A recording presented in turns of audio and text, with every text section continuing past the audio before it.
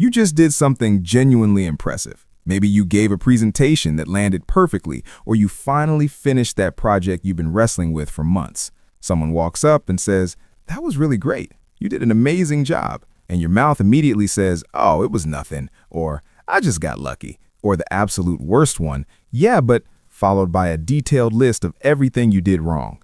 You've just taken someone's genuine appreciation and handed it back to them like a receipt they forgot to take. And the strange part is that you're not even being humble. You're being something else entirely, something more complicated, and if we're being honest, a lot more painful. So let's talk about what's actually happening in your brain when someone says something kind about you and you immediately reject it like your nervous system just detected a threat.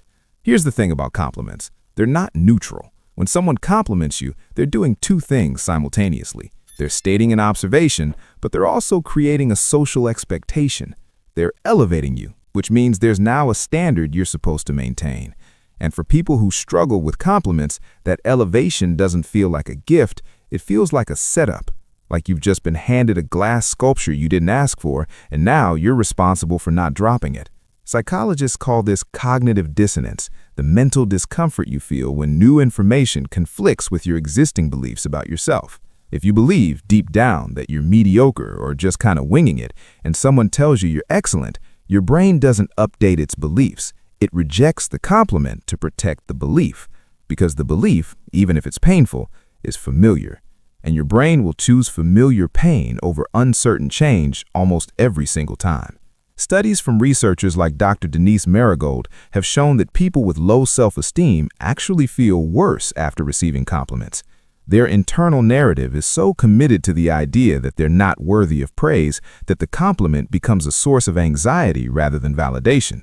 It's not that they don't hear it, it's that hearing it creates an immediate conflict, and the easiest way to resolve that conflict is to dismiss it entirely. But there's another layer here. For a lot of people who can't accept compliments, rejection is actually a form of control. If you never let yourself believe the good things people say, then you're never at risk of being disappointed when it turns out they were wrong. You're essentially pre-rejecting rejection, building a wall so high that even kindness can't get through. Think about the last time someone complimented you, really complimented you. How long did you hold on to it before your brain started negotiating it away? They probably didn't mean it. They were just being polite. They don't know about the part I messed up. Your brain turned a moment of genuine connection into a courtroom trial where you're both the prosecutor and the defendant, and the compliment is inadmissible evidence. The people who deflect compliments the most are often the same people who are starving for validation. They want to be seen. They want to be appreciated. They just don't trust it when it actually happens. It's like being incredibly thirsty, but convinced that every glass of water is probably poisoned. There's also something worth saying about the people giving the compliments.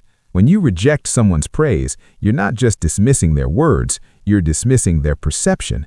You're telling them they're wrong about you. And most people don't keep offering compliments to someone who repeatedly tells them they're mistaken. Eventually, they stop trying. Not because they stopped appreciating you, but because you've trained them that appreciation isn't welcome here. And this is the part that hurts. You're not protecting yourself by rejecting compliments, you're isolating yourself. You're teaching the people around you that acknowledging your worth is uncomfortable for you. And then you feel unseen, unappreciated, invisible, completely unaware that you built that invisibility yourself, one deflection at a time. For most people who struggle with compliments, it goes back to childhood. Maybe you grew up in a house where praise was conditional, where love was something you had to earn, and even then, it was never quite enough.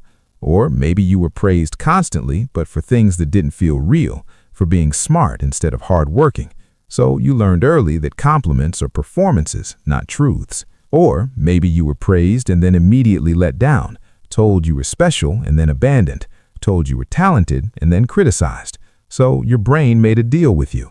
If you never believe the good things people say, you'll never be blindsided when they turn out to be lies. But here's the reframe.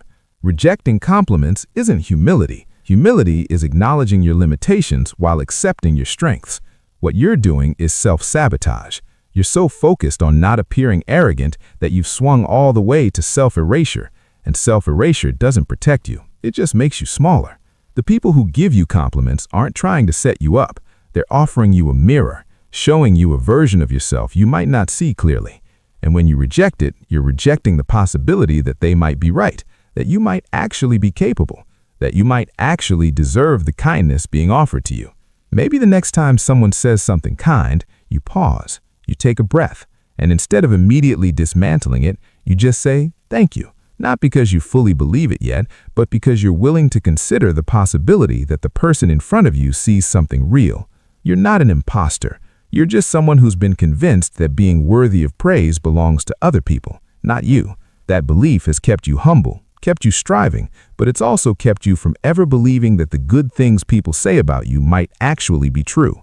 The compliment was real. It was always real. What's hard to accept is that you might be too. If this resonated with you, hit that subscribe button. Check out my other videos that I think you'll see yourself in. See you there.